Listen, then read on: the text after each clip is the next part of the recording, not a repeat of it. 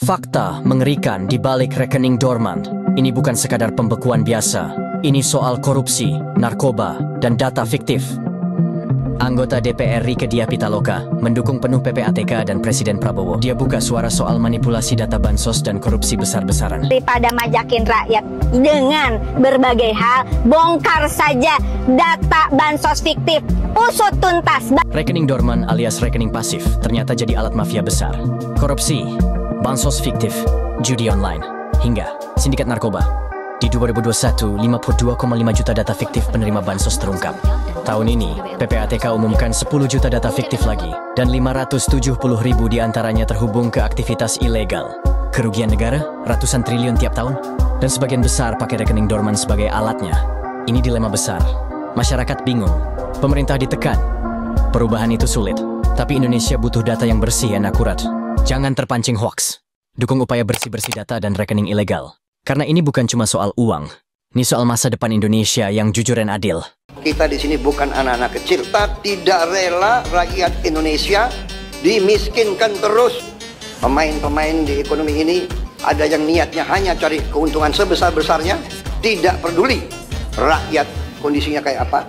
Bila perlu, rakyat dimiskinkan terus agar mereka bisa mengisap kekayaan kita, bagaikan mengisap darah.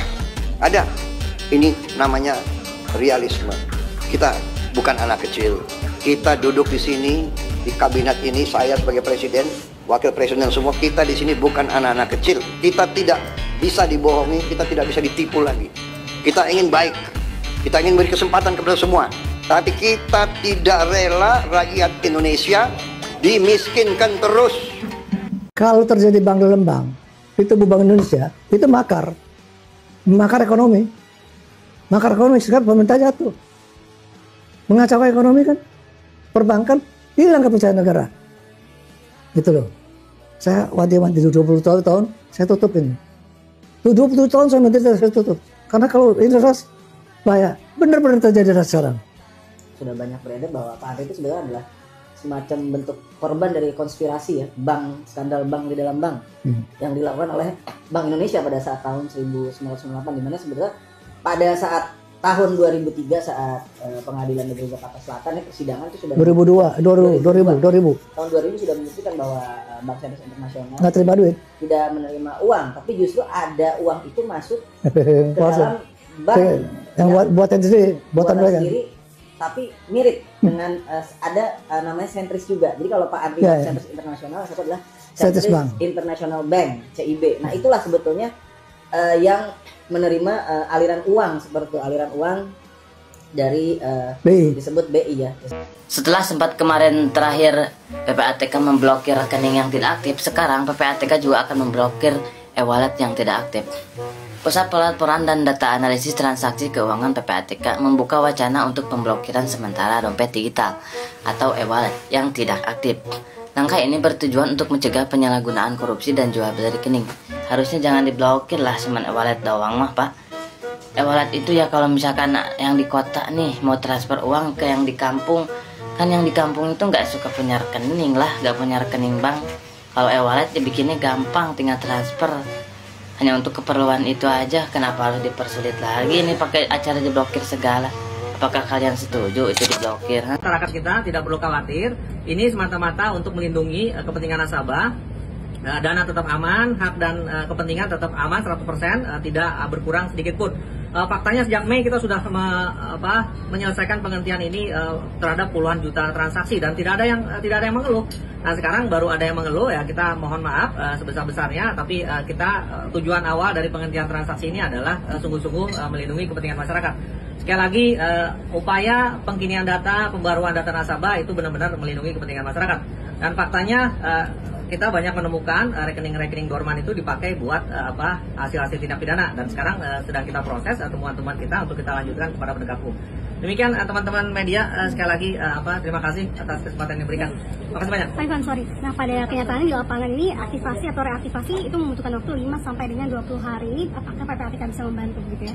Ya pastinya PPATK sudah meminta kepada bank untuk dilakukan dengan cara yang sangat cepat, karena dari kami sudah selesai. Sekarang proses enhanced due diligence atau KYC know your customer sedang dilakukan, dan kita berharap tidak lagi menimbulkan polemik ataupun kelambatan-kelambatan di lapangan ya. Wah, ini ngaco sih. Jadi ya, habis kemarin-kemarin ribut tuh PPATK itu ngeblok rekening bank yang nggak ada transaksinya. Sekarang juga kayaknya ada wacana tuh PPATK itu buat ngeblok e-wallet yang nganggur, kayak Dana, ShopeePay, OVO atau GoPay gitu. Ya maksudnya itu kayak gimana ya? Kan duit-duit kita, rekening-rekening kita, akun-akun kita, kok main ngeblok-ngeblok aja, toh gak ngerugiin siapapun kan? Kan mungkin niatnya baik ya, supaya ada transaksi gitu, jadi ekonomi itu muter. Tapi ya nggak main ngeblok-ngeblok aja gitu. Nah, kalau menurut teman-teman gimana nih terkait wacana atau aturan ini? Setuju nggak?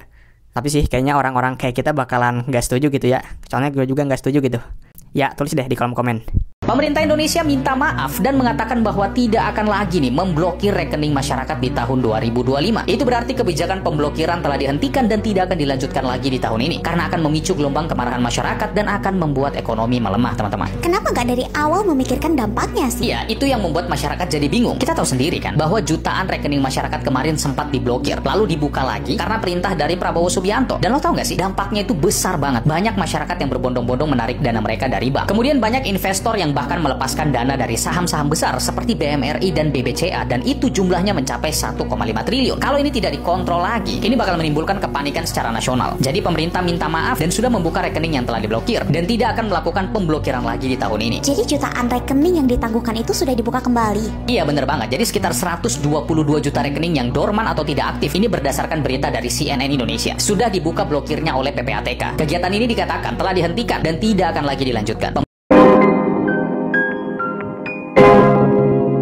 Yo guys, balik lagi bersama saya tentunya Uki Kevin. Nah, ini masuk ke segmen tentang ini ya, TPPAK ya. Ini triliunan dana bansos raib lewat jalur lenyap rekening tak aktif gitu ya. Dana bansos bantuan sosial miris katanya gitu guys. Di sini ada Presiden Prabowo dan masa sih ini nenek-nenek ibu-ibu ini. Nah, kita lihat seperti ini ya. Miris, triliunan dana bansos raib lewat jalur senyap rekening tak aktif. Bongkar data bansos fiktif. Usut tuntas peternak data fiktif negara. Sikat sindikat data negara. Balikin duit bansos ke kas negara. Itu duitnya rakyat. Di 2025, PPATK bongkar 10 juta data bansos fiktif, ratusan ribu rekening dorman atau rekening tidak aktif. Sebelumnya pasif, kini terbukti jadi kantong gelap uang negara. 2,1 triliun rupiah mengendap di rekening instansi negara. Dana rakyat diparkir diam-diam. Untuk apa? Untuk siapa? Karena itulah PPATK memblokir sementara rekening dorman, bukan asal tindak, tapi untuk melacak aliran dana, memastikan tak ada 1 rupiah pun dana rakyat yang diparkir untuk kepentingan gelap. Ini langkah awal membongkar praktek sunyi yang selama ini dibiarkan jadi norma. Langkah Presiden Prabowo yang memberi lampu hijau ke PPATK layak diapresiasi. Bukan sekadar blokir rekening, ini perang melawan mafia data dan korupsi sistematis. Berani blokir rekening dorman, sama dengan berani lawan korupsi sistematis. Waduh. Kan dapat pengaduan dari masyarakat, dan saya bilang, aku juga nggak bisa mengerti. Itu kan duit-duit orang, mau dianggur 5 tahun juga, kenapa rupanya? Dan pertanyaan lagi berikutnya Pak, kan kalau tidak ada bukti indikasi, PPATK tidak berwenang. Tidak ada berwenang ya? Video saya itu, saya kecewa sebab ajakan menabung justru dibalas dengan blokir, sehingga ada sakwa sangka bahwa ini ada transaksi ekonomi dalam blokir itu. Misalnya ketika pengaktifan kan harus bayar lagi 100.000. Nah itu kalau misalnya diblokir 120 juta orang, kali itu 100.000 berapa? Padahal Bapak Presiden sudah bilang komplain hari ini buka. Saya disuruh menunggu 7 hari. Kapan mengetahui dananya diblokir? Hilang di anu saya, aplikasi saya. Mobile banking. Hilang di saya, makanya saya bilang saya ke sana. Ya, kemudian yang paling penting bukan sekadar blokir, adalah citra nama baik. Setahu saya, orang yang diblokir keuangannya itu dicurigai ada tindak pidana, ada transaksi kejahatan. Nah masa kau anggap saya ini ada transaksi kejahatan? Andai saja duit saya di situ tiba-tiba ada misalnya 1 triliun, nah itu pasti ada mencurigakan ini uangnya, kok tiba-tiba ada uangnya 300 juta lebih. Jadi tidak masuk akal. Himbauannya Ustaz, saya minta supaya pengambil kebijakan buatlah kebijakan yang betul-betul bijak, bukan meresahkan masyarakat. Terima kasih. Sekali lagi saya sampaikan, ini bukan kritik terhadap pemerintah, ini bukan teror, tapi ini bagian cinta saya kepada negara, supaya rakyat percaya kepada bank, percaya kepada pengelolaan keuangan. Bayangkan kalau rakyat sudah tidak percaya dengan bank, maka uang akan diambil, bukankah itu akan lebih membahayakan? Ya. Ini untuk dana masjid Ustaz ya, bangun masjid ya? Saya mau buat pembangunan masjid. Ada masjid saya bangunkan di ujung tol itu. Nah itu murni tidak ada bantuan dari orang lain, semua hasil ceramah saya. Dan saya bangun untuk menunjukkan kecintaan kita kepada dakwah, menunjukkan kepada masyarakat bahwa Ustadz itu juga bukan cuma berbicara sedekah, tapi membuktikan bahwa bersedekah itu hal yang diutamakan. Rekening Ustadz saja diblokir Ustadz, bagaimana kalau yang bukan Ustadz? Yang bukan Ustadz kamasnya. Ya, oke. Menurut saya PPATK itu sudah melakukan pelanggaran kewenangan yang serius ya, yang bisa digugat itu ke pengadilan. Karena memblokir rekening orang itu tidak boleh dengan ukuran yang sifatnya ukuran umum. Ukuran umum itu apa? Barang siapa rekeningnya tidak bergerak 3 bulan dibekukan. Nah itu jahat. Kalau jahat itu. Yang boleh membekukan sebuah rekening itu hanya BI, Menteri Keuangan dan OJK.